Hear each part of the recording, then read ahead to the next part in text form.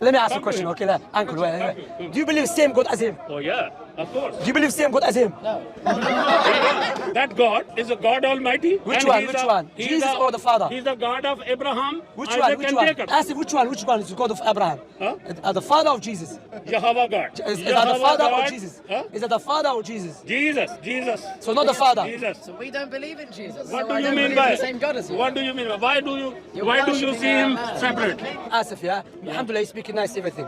You know what I've noticed from the Christian missionaries here? He's a Jewish man standing in front of you, yeah? I know. He believes in the Mosaic law. I see. He believes stoning the adultery. That is in your book. You believe that, yeah? Stoning the adultery. You believe killing the apostate. That is in your book. I never see no Christian or Islam hater coming to a Jewish man and he say, do you believe in this? Do you believe that? But they come to us to test us about Islamic Sharia. So my question to Islam haters, why I don't see you going to Jewish people testing them? Where is Bob? Tell him, ask him.